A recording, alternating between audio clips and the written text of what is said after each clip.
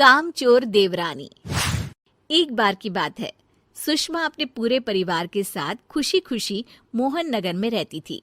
उसकी 2 बहुएं थी, पल्लवी और शिवानी। एक दिन दोनों बहुएं रसोई में काम कर रही होती है कि तभी उनकी सास सुषमा उन्हें बुलाती है। अरे बहू, जरा इधर तो आना। शिवानी, जरा जाकर देखना सासू माँ क्या कह रही हैं। दीदी आप ही देख लो ना जाकर, आपको भी तो सुनाई दे रहा है। अरे मैं आटा गूंद रही हूँ ना, तुम चली जाओ। हाँ तो मैं भी तो सब्जी काट रही हूँ ना दीदी। अरे बहू जल्दी आओ। ओफो, ये तो जाएगी नहीं। मैं ही जाकर देखती हूँ कि क्या करना है। पल्लवी सुषमा के कमरे में जाती है। जी मम्मी जी, क्या हुआ? शाम को घर पर कुछ मेहमान आने वाले हैं, तो तुम अच्छा सा खाना बना लेना बहू। ठीक है मम्मी जी, आप बता दीजिए क्या क्या बनाना है और कितने लोग आ रहे हैं। सुनील की मौसी जी और उनका पूरा परिवार आ रहा है। कुल मिलाकर 3 लोग और हमें मिलाकर हुए 9 लोग। तो अभी से ही तैयारी करना शुरू कर दो। और हाँ, घर की सफाई भी कर देना, हाँ अच्छे से। जी मम्मी जी, सब काम हो जाएगा, आप चिंता मत कीजिए। पल्लवी शिवानी को घर में मेहमान आने वाले हैं इसके बारे में बताती है।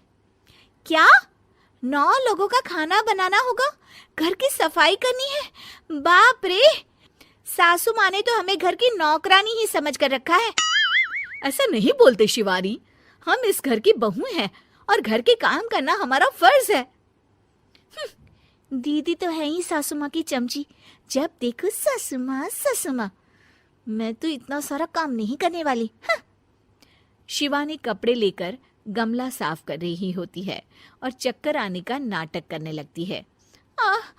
मेरा सर चकरा रहा है। तभी वहां पल्लवी और सासू माँ जाते हैं। अरे बहू, क्या हो गया तुम्हें?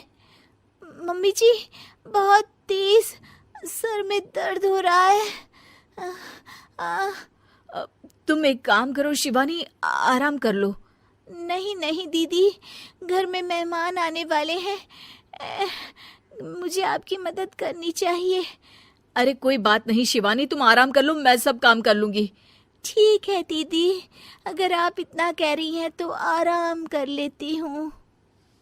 शिवानी आराम से अपने कमरे में मैगजीन पढ़ रही होती है। इसे कहते हैं आराम की जिंदगी। इतना सारा काम।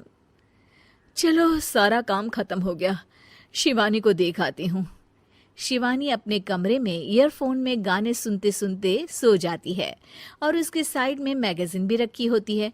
पल्लवी वहां आ जाती है और वो सब देखती है। ओहो, तो मतलब सब काम चोरी का बहाना था। अभी बताती हूँ इसको। घर का सारा काम मुझे करना पड़ा और ये महारानी यहाँ मैगजीन पढ़ रही है, गाने सुन रही है। पल्लवी रसोई से एक प्लेट और चम्मच लेकर आती है और शिवानी को थाली बजाकर उठाने लगती है। शिवानी अचानक से उठती है। उठ गई महारानी, गाने भी सुन लिए, मैगजीन भी पढ़ ली। तुम तो बहुत बड़ी झूठी निकली शिवानी। तुमने सर दर्द का बहाना बनाया ताकि काम करने से बच सको। हाँ बनाया बहाना, तो क्या करती, इतने सारे काम करती। मुझे कोई शौक नहीं है चापलूसी का। क्या चापलूसी? तुम्हें लगता है कि मैं सारे काम चापलूसी के लिए कर रही हूँ? और नहीं तो क्या। तभी वहां सासू माँ आ जाती हैं।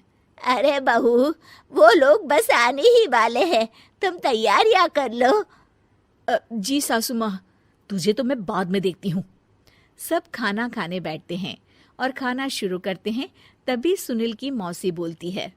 वाह भाई वाह, खाना तो बहुत ही अच्छा बना है सुषमा जी। एक एक चीज में क्या स्वाद है। ये सुनकर शिवानी मुंह बना लेती है। उसे अपनी जेठानी की इतनी तारीफ रास नहीं आती। आपकी बहुएं तो बहुत ही अच्छा खाना बनाती हैं। हाँ, बनाती तो दोनों ही अच्छा है, पर आज ना ये सारा खाना बड़ी बहू ने बनाया है। छोटी बहू की तबीयत ठीक नहीं थी, सो इसलिए। मानना पड़ेगा सुषमा जी, आपकी बड़ी बहू तो बहुत ही गुणवान है। पल्लवी की तारीफ सुनकर शिवानी को जलन होती है। पल्लवी ये सुनकर खुश हो जाती है और शिवानी की तरफ देखकर उसे चिढ़ाती है। कुछ देर बाद मेहमानों के जाने का वक्त हो जाता है। मौसी जी सबके लिए उपहार लाई होती है। वो सबको शगुन के पैसे देती हैं और अंत में पल्लवी के पास आती है। तुम्हारे लिए शगुन का लिफाफा तो है ही, पर बहू तुम्हें एक और उपहार भी मिलेगा इतना अच्छा खाना बनाने के लिए। मौसी अपने सोने के कंगन निकालकर पल्लवी को पहना देती है। ये लो, ये मेरे मनपसंद कंगन है, अब से ये तुम्हारे हुए। धन्यवाद मौसी जी। ये देखकर शिवानी तो पूरी तरह से जल जाती है और गुस्से से रसोई में चली जाती है। तभी वहां पल्लवी आ जाती है और उसे अपने कंगन दिखाने लगती है। देवरानी जी, अब आपका सर दर्द ठीक तो है ना? मुझे लगता है कि अब सर दर्द शुरू हो गया होगा आपका।